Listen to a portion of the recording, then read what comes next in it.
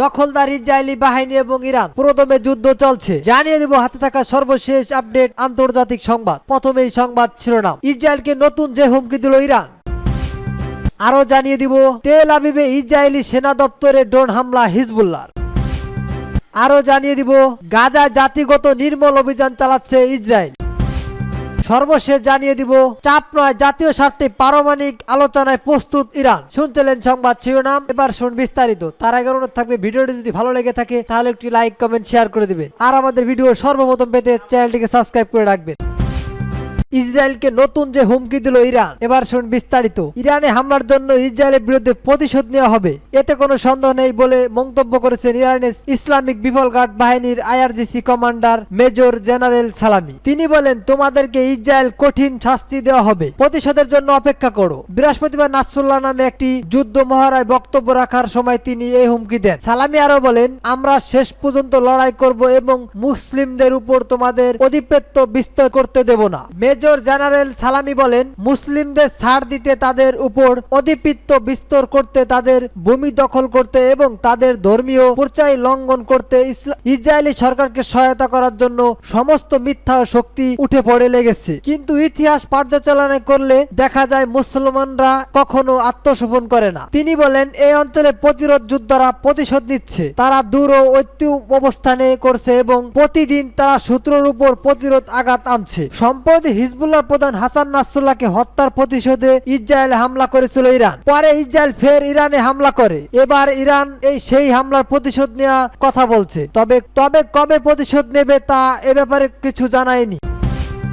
তেল আবিবে ইসরায়েলি সেনা দপ্তরে ড্রোন হামলা হিজবুল্লাহর। তেল আবিবে ইসরায়েলের সামরিক বাহিনীর সদর দপ্তরে প্রতিরক্ষা মন্ত্রণালয়ে ড্রোন হামলা চালিয়েছে হিজবুল্লাহ। ইরান সমর্থিত লেবাননের এই সশস্ত্র গোষ্ঠীর দাবি, বুধবার তেল আবিব প্রাণ কেন্দ্রে তারা এই হামলা চালিয়েছে। এক বিবৃতিতে হিজবুল্লাহ বলছে, ইসরায়েল বাণিজ্য কেন্দ্র খাত তেল আবিবে ও ইসরায়েল প্রতিরক্ষা বাহিনীর প্রধান কার্যালয়ের বিস্ফোরক বোঝাই ড্রোন হামলা চালানো হয়েছে। তবে এই হামলা সেখানে কোনো ক্ষয়ক্ষতি কিংবা প্রাণহানি ঘটেছে কিনা সেই বিষয়ে কিছু জানা যায়নি। ইসরায়েলের সামরিক বাহিনী বলছে, লেবানন থেকে ছোড়া 2টি ড্রোন ও 40টি ব্যালিস্টিক বাধা দিয়েছে ইসরায়েলি বাহিনী। তবে লেবাননের সশস্ত্র গোষ্ঠীর এই হামলার কোনো হতাহতের ঘটনা ঘটেনি। এছাড়া তেল আবিবের কোন এলাকা লক্ষ্য করে এসব ড্রোন ও ক্ষেপণাস্ত্র ছোড়া হয়েছিল সেই বিষয়ে নির্দিষ্ট করে কোনো তথ্য জানা যায়নি ইসরায়েলি প্রতিরক্ষা বাহিনী আইডিএফ। হিজবুল্লাহ বিবৃতিতে বলা হয়েছে, ইসরায়েলি সিরিয়ার সামরিক ঘাঁটিতে প্রথমবারের মতো বিমান হামলা চালিয়েছে হিজবুল্লাহর যোদ্ধারা। সিরিয়ার সামরিক ঘাঁটিটি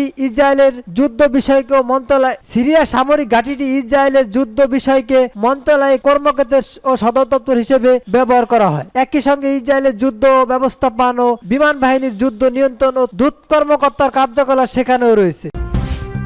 গাজায় জাতিগত নির্মূল অভিযান চালাচ্ছে ইসরায়েল। এবার ইসরায়েলের বিরুদ্ধে গাজায় জাতিগত নির্মূল অভিযান চালানোর অভিযোগ তুলছে হিউম্যান রাইটস। বৃহস্পতিবার 14 নভেম্বর এক প্রতিবেদনে মানবাধিকার সংস্থা বলছে, গাজার বাসিন্দাদের ইসরায়েলের ধারাবাহিক স্থানের নির্দেশগুলোর জোরপূর্বে স্থানীয় যুদ্ধর জোর নির্দিষ্ট কিছু অঞ্চলে জাতিগত নির্মূল কার্যক্রমের সহযোগ মাধ্যমে পড়ে। প্রতিবেদনে উল্লেখ করা হয়েছে, হিউম্যান রাইটস ওয়াচ ইসরায়েলি কর্মকর্তাদের বিরুদ্ধে জোরপূর্বক স্থানীয়দের ও যুদ্ধপরত ও সংকটের প্রমাণ ও সংগ্রহ করেছে। এছাড়া যেসব অঞ্চলে ফিলিস্তিনিরা আর ফিরে যেতে পারবে না সেই সব এলাকার ক্ষেত্রে ইসরায়েলের পদক্ষেপগুলোর জাতিগত নির্মূলের ও সংযোগের মধ্যে পড়ে। এআরজিসির গবেষক নাদিয়া ও হিউম্যান জানান, 172 পৃষ্ঠার প্রতিবেদনের এই অনুসরণগুলো বাস্তুচ্যুত ফিলিস্তিনির ও সাক্ষাৎকারের স্যাটেলাইট ও হিমেজ এবং 2024 সালের আগস্ট পর্যন্ত সাধারণ রিপোর্টের উপর ভিত্তি করে প্রস্তুত করা হয়েছে। যদিও ইসরায়েল সরকার দাবি করে যে বেসামরিক জনগণের নিরাপত্তা ও বেসামরিক নিরাপত্তার প্রয়োজনীয় এই স্থান ঘটনা ঘটছে। তবে হার্ডম্যান বলেন, ইসরায়েলের স্টেপ সশস্ত্র গোষ্ঠী ও উপস্থিত সাধারণ মানুষের স্থানান্তর ও যৌক্তিকতা হিসেবে ব্যবহার করা হতে পারে। আন্তর্জাতিক মানব আইন তা সম্পূর্ণরূপে মেনে চলার জন্যই এই প্রত্যেকটি ক্ষেত্রে তাদের প্রমাণ করতে হবে যে বেসামরিক জনগণের স্থানীয় একমাত্র বিকল্প ছিল। জাতিসংঘের তথ্য অনুযায়ী গত 1 বছরে ইসরায়েলি বেসামরিক অভিযানে গাজায় 19 লাখ ফিলিস্তিনি বাস্তুচ্যুত হয়েছেন। 2023 সালের 7 অক্টোবর যুদ্ধ শুরুর আগে ওই অঞ্চলের জনসংখ্যা ছিল 24 লাখ। অন্যদিকে এক বছরের বেশি সময় ধরে চলা ইসরায়েলি অগ্রাসনে গাজা এ পর্যন্ত 43,730 জনের বেশি ফিলিস্তিনি নিহত হয়েছে এবং আহত হয়েছেন প্রায় 1,30,258 জন, যাদের মধ্যে অধিকাংশই নারী ও শিশু। এ বিষয়ে আইআরজিসি মধ্যপ্রাচ্য বিভাগের মুখপাত্র আহমেদ বেনজিয়াম বলেন, বিতর্কভাবে গাজার বড় অংশকে বসবাসের অভিযোগ করে তোলা হয়েছে, কিন্তু কিছু ক্ষেত্রে ও স্থানীয়ভাবে জাতিগত নির্মূলনের ও সম্মলতা হয়েছে। বিশেষ করে প্রতিবেদনে মিশরের সীমান্তে বড় বড় ফিলাডেলফিয়া এবং পশ্চিম পূর্বে নেট করে উল্লেখ করা হয়েছে, যা ইসরায়েলি সেনাবাহিনী দ্বারা সুরক্ষিত অঞ্চলে সম্প্রতি করা হয়েছে বলে জানিয়েছেন সূত্র এফপিআই। চাপ নয়, জাতীয় স্বার্থে পারমাণবিক ও আলোচনায় প্রস্তুত ইরান। এবার শুন বিস্তারিত। ইরান সরকার জানিয়েছে তারা তাদের পারমাণবিক কর্মসূচি নিয়ে আলোচনা করতে প্রস্তুত, তবে এই আলোচনায় কোনো চাপ ও ভীতি ও প্রদর্শনের অধীনে হবে না। আন্তর্জাতিক পারমাণবিক শক্তি ও সংস্থা আইএইএফ জানিয়েছে এর মহাপরিকল্পনা রাইফাল ও জ্ঞানীর সঙ্গে বৈঠকের যথা সংবাদ মাধ্যম সম্মেলনে একথা বলেন মোহাম্মদ। আন্তর্জাতিক পারমাণবিক শক্তি ও সংস্থা এইচআই এর মহাপরিকল্পনা রাইফাল ও গরিসের সঙ্গে বৈঠকের পর এই যথা সংবাদ সম্মেলনে ইরানের পারমাণবিক প্রধান মোহাম্মদ সালামি কথা জানিয়েছেন। তিনি বলেন, আমরা আমাদের পারমাণবিক কর্মসূচি নিয়ে সবসময় স্পষ্ট ও দৃঢ় অবস্থানে রয়েছি এবং আমরা তা এগিয়ে নেব।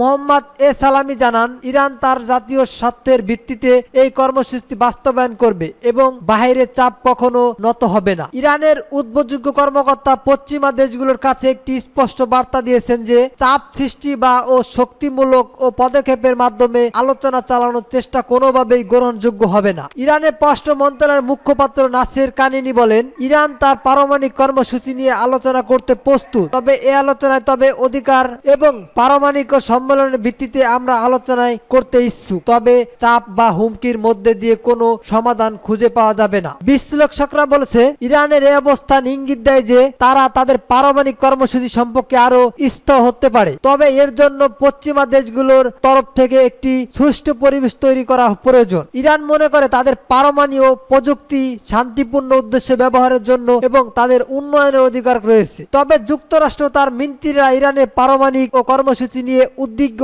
এবং কর্মসূচি ইরানকে পারমাণবিক অস্ত্রের ক্ষমতার দিকে নিয়ে যেতে পারে বলে তারা আশঙ্কা প্রকাশ করেছে। ইরান যদিও বহুবার বলছে যে তাদের পারমাণবিক কর্মসূচি শুধু বেসামরিক এবং শক্তি উৎপাদনের উদ্দেশ্যে ব্যবহৃত হচ্ছে। আলোচনাটি সফল করতে হলে উভয় পক্ষের কিছুটা ও ন্যায় নীতি প্রয়োজন হতে পারে বলে আন্তর্জাতিক বিশ্লেষকরা মনে করছেন।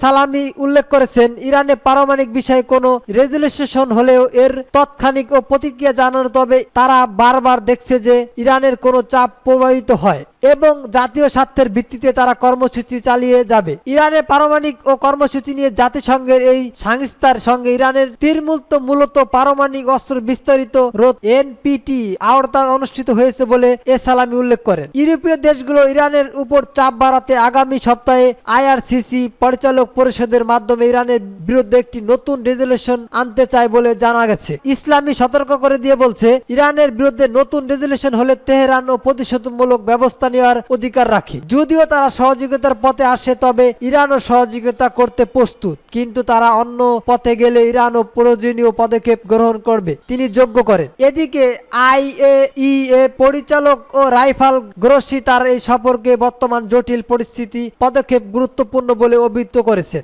একই সঙ্গে তিনি ইরান ও আইএই এর দীর্ঘস্থায়ী সহযোগিতার কথা উল্লেখ করেছেন। গ্রোসি আশা প্রকাশ করেন যে এই সফটওয়্যারটি ও ফল প্রকাশ হবে, যা পারমাণবিক সহযোগিতা আরো দূর হবে। সূত্র মেহের নিউজ।